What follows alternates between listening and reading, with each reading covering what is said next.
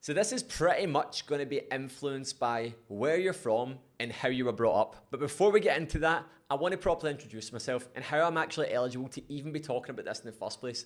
So I'm Christian Hill and I'm the founder of Ready for Anything. Over the last 8 years of coaching, I have transformed hundreds of lives. And since starting Ready for Anything back in 2022, I've helped people compete in over 300 different events. So please hit subscribe to the channel and let's get stuck into it.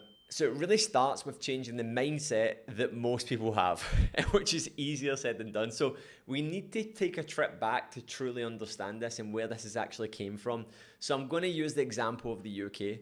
So the package holiday came around. I've done a little bit of research before this. In the 1950s, coming into the 1960s, I was actually blown away that Thomas Cook was established in the 1800s. Who was booking holidays in the 1800s? Obviously, there was rich people, but anyway, let's fast forward to 1960, and this is where the package holiday kind of came from for the average Brit, which was basically go away, overindulge, eat, drink, chillax by the pool, and not really do a whole lot. And there's an entire society of people that have been brought up doing that. Fast forward the clock to now, it's changed quite considerably. People do go on holiday, but people go on holiday to not just do this, but they go on holiday to do high roxies. They go on holiday to travel with work. They can take extended breaks. And because we are so connected now, and because the digital nomad is a thing now, and so many folk are really turning traveling into a lifestyle, more and more people are going on multiple holidays per year. So what does that actually mean? Going back to this mindset, it means that if you're someone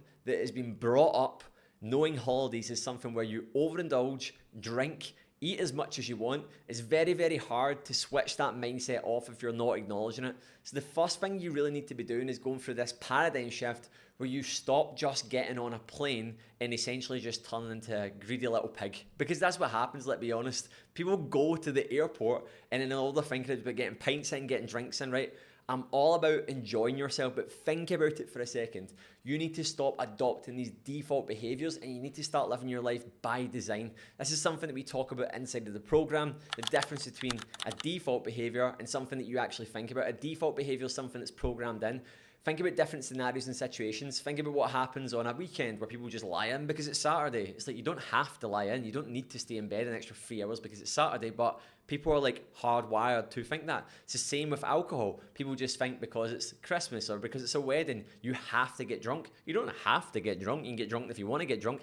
It's the same with the Christmas holidays. And with overeating, overindulging, a lot of people always joke about gaining a lot of weight. You don't have to, but what you accept becomes your standard. So we need to understand that people may not be an Andrew Tate fan, but when he talks about the Matrix, I totally get what he means. It's this system and it's this unspoken agenda that people just go, but that's what you do. No one's actually saying that out loud, but that's kind of what's happening. It's what we call inside of the program a narrative and a story. So the first thing you really need to be thinking about is pivoting that mindset. Now, mindset means beliefs locked, right? So you're not just going to go, I'm going to change my mindset. It's something that you have to acknowledge and it's something you really have to work on. And one thing you need to remember when it comes to trips, and I had this conversation with one of my friends recently. My friend's going through like a big change in their life and they're distancing themselves from certain people and they're really, really just evolving as a person, developing themselves, health and fitness, distancing themselves from like sabotaging behaviours. And I actually said to him, I was like, you need to understand that the holiday that you have went on every single year, your entire adult life, isn't the type of holiday that you go on anymore. And it's like a holiday. So we need to categorize it into like this, like what it is. So last year I went on a stag do. A stag do is a stag do. We actually went for one night. We went to Dublin. It was incredible.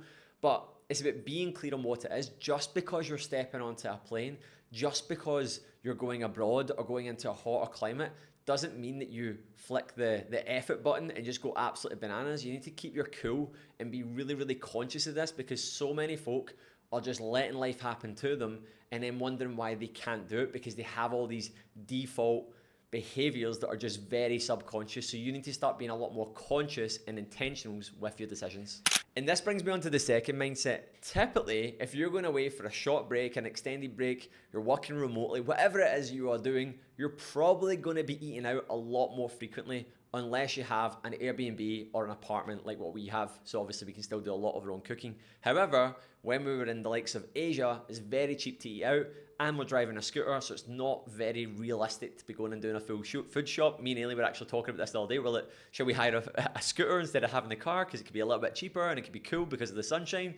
And Ailey's like, that's great, but what we're going to do with the food shop? So depending on where you are, the situation, what you're doing is really going to dictate your sort of eating situation. So the thing that you need to be thinking about here again is that default, and this is something that actually applies to just day-to-day life and not actually just going on holiday. So the more work that you do on yourself, even when you're at home, even when you're your normal 9 to 5 routine or whatever routine you're in, you need to be testing this stuff. Like a lot of people, what they do when they go through a big change in lifestyle, they're trying to improve themselves, improve their body, their health, their composition, is they just stop doing things. So they basically avoid eating out, they avoid a takeaway, they avoid going on holiday, or they just wait until they get there and then essentially the bubble bursts. The point of it is that you need to be going there and learning to make compromises instead of sacrifices. And again, some people can't get their head around this. It's like, because that's what you do. It isn't what you do. And the secret is, guys, is that like, you shouldn't be purposely planning to sabotage yourself. Like, this is something that took me a long time to realize. Again, it goes back to that narrative that's been hardwired into us. Like, I used to think that if I went to certain cuisines or I went out for certain food, if I went for an Indian or a Chinese, I had to eat in a certain way. It was almost like I'd built this belief system that like I had to binge on food because of the type of food it was. And that was just, again, something that was created, a culture that was created because that's what you've done. You need to challenge your own thoughts and be like, right, I can still go for that food. I don't need a starter, a naan bread, a full portion to myself and nibbling on my partner's sides as well. I can actually just have a main, order some rice and split a naan bread with my partner. I don't know why I'm choosing Indian here. I'm just using it as an example because it's a great example, because people go into this as if it's a reward, as if it's what you have to do. Please correct me if I'm wrong here, but who actually likes sitting after a meal feeling like a boss ball? Who actually likes that feeling? Nobody likes that feeling. Nobody likes waking up with a puffy face, feeling agitated, full, almost feeling you've got a hangover. So why are we even warranting that? And this is the thing you need to be asking yourself. So the other big shift is like, yes, you need to get over the sort of mindset around going on holiday and almost realizing that it's just your life, but you're trying to engineer it in a way where you push and you pull. And I need you to understand as well, guys, like when I say this, I'm not saying that you're going out and being uber regimented. Obviously, the more serious you want to take things, the more regimented you are. There's nothing wrong with that, by the way.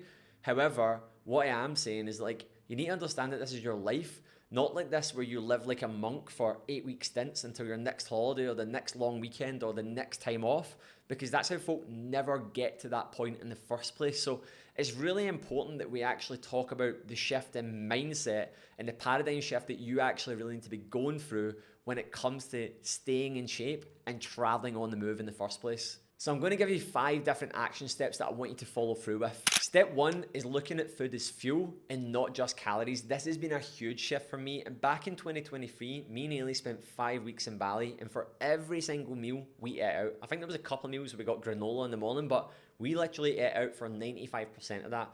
And it just gave me so many mental unlocks. And this is only like 2 years ago, by the way, guys. 2 years ago. It's not even that long ago. And it made me realize 2.5 years ago, it was February 2023.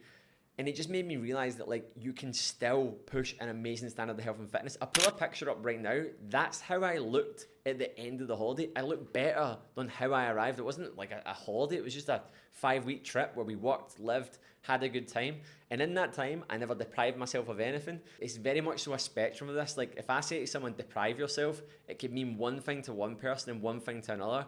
Like deprivation is like, I hate the word balance because there's no such thing as actual balance, but like, people think that they're rewarding themselves by absolutely pigging out in food. People think that going to the shop on a Saturday night and buying an obscene amount of junk food is actually all right. I'm not saying it's not all right, but think about that. Like, think about that behavior. Does that align with someone that's got a good standard of lifestyle, that's got a good quality physique, that's really, really trying to go to the next level? It doesn't. And you need to just think, do my actions align with that person? And it's not to say that you can't eat junk food or you can't eat sweets, but you need to stop just taking the absolute piss with it and start being a bit more honest with yourself. So yeah, you need to really be going out and thinking about what's in your plate, choices and decisions. Have I got enough colour in there, enough variety? Have I got different sources of protein, fats, carbohydrates? Where's that coming from? Is it from the sea? Is it from the trees? Is it from the ground? Like, and actually reducing the amount of like how processed it actually is. In different countries that you go to, you will really, really notice this as well as you travel more and more. Like Cyprus, Southeast Asia are very easy in my opinion because they're almost a little bit behind. I'm not comparing Cyprus to Southeast Asia, but it is. It's not as heavily marketed and heavily advertised here as it is when I'm back in Scotland or when I was just in America. So it's really, really important to like really look at food as fuel and not just calories. Step 2 is frequency. So depending on how much you do, what your lifestyle is like, where you're at in your journey, how well you know your body, this is going to differ to every single person. So I like the idea of fasting. I don't fast anymore because I train way too much and I just wouldn't recover if I was fasting meals. For how much I train, I do 3 double days a week right now and I train on average 2 hours per day. So I'm currently training 12 hours per week with 1 active recovery day where I just literally move. That's it. Like I don't do any training whatsoever. I might occasionally jump on the bike. And then that's obviously a lower activity day. So me fasting is not a good idea. However, if you're training 3 or 4 times per week and you're traveling, you're on the move, I would highly recommend looking at cutting your meals down to like 2 per day. That doesn't mean because you've cut them down to 2 per day, you can eat whatever the hell you like. It just means that you know if you're going to be eating foods that are a little bit more decadent, and I don't mean decadent as in just like you're constantly eating pizzas, burgers, chips, there's nothing wrong with that. But typically, if you're cooking in restaurants, the chefs don't really care about macros unless you're going to a macro-friendly kitchen, which we're getting more and more of now.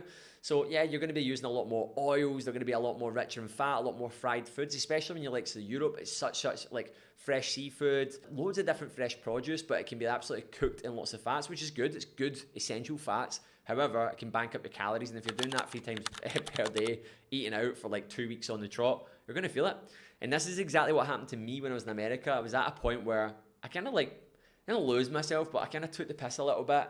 My meals were probably averaging 1,500 calories, and then obviously I was having a couple of snacks in there, and I gained probably about 5 to 6 pounds of body fat. And that was probably an amalgamation of a few weeks before as well. But the point I'm trying to get at here is it's very easily done, guys. So, and it happens to the best of us as well. That was coming to the end of an injury, feeling a bit frustrated, gym access wasn't great and stuff, and it's just excuses at the end of the day, but a human's a human and it's what happens from time to time. So it does happen to the best of us. So yeah, you want to be thinking about your frequency, you want to be thinking about where you're going to be in, and you want to be having those discussions as well with your partner, your friend, whoever you're with on this trip with, your parents, and you want to make sure you know where you're going to as well. Again, I'm not saying suck the fun out of it, but the more intentions you have, the more control that you will have as well. And a really good example of this is I said I don't fast, but on Sunday, I basically had my breakfast in the apartment. Sunday afternoon, I went out late afternoon, about 3 o'clock, and had a big meal, fresh fish, loads of stuff, separate style food. It was delicious. A lot of food. It's probably the guts of 2,000 calories. However, I wasn't hungry after it, and it got to like 8 o'clock at night, and instead of pushing to have another meal, I just had a big bowl of fruit. That's a really good example of actually just really being smart. Again, that was a day where I didn't train. I averaged like 12,000 steps, so I was able to balance things out a little bit more as well. So depending on what you're doing in the day, you could have a lower day, a medium day, and a higher day. But again, be honest with yourself, because if you're someone that's got a ridiculous output, you need to be smarter with it. But this is going to be really handy if you're someone that's got like a more sedentary and you're maybe only training 2 to 4 times per week. Number 3, make protein the dominant macro. Now, I'm not just being your run-of-the-mill coach, just like eat protein, but what I am saying is chefs don't really care about your macros. And if you're opting for meals that are a lot more dense in protein, it's going to leave you fuller for longer. And not only that, it just minimizes decadence as well. So for example, when we were in Bali, I done a lot of build your own. So for breakfast, I might get like an omelette with a side of sourdough with it as well. For lunch, I might get something like steak, potatoes, some veggies on the side, another slice of sourdough as well. Just being really smart what I'm doing and really opting for a lot of single ingredient stuff. Single ingredient foods are delicious. See, when folk talk about things like just having chicken and rice, chicken and rice is good. Like just having chicken and rice is tasty. So the more you can minimize decadence, the more in control you can be with your food. And it means that if you're having more of a decadent meal, it balances everything out a lot more as well. Guys, life is just a game of averages, and the key is understanding this. I heard a statement a good few years ago: you're the average of what you do most. Make your average good and you're sweet. Number 4, stop going to places that you know is going to sabotage you, right? If you're on a 1 week trip, Don't go to TGI's and Pizza Hut for every single meal and wonder why you feel bloated and you feel out of control with your food. Pick places that are fresh, that aren't going to be highly processed. If you like that food, go for it 100%, but understand and own the repercussions of doing that every single day. If you eat Cheesecake Factory, Chipotle, McDonald's, Pizza Hut, Pizza Express, all these different places, and then you're like, oh, I don't feel good right now. Think of the quality of food you're consistently choosing.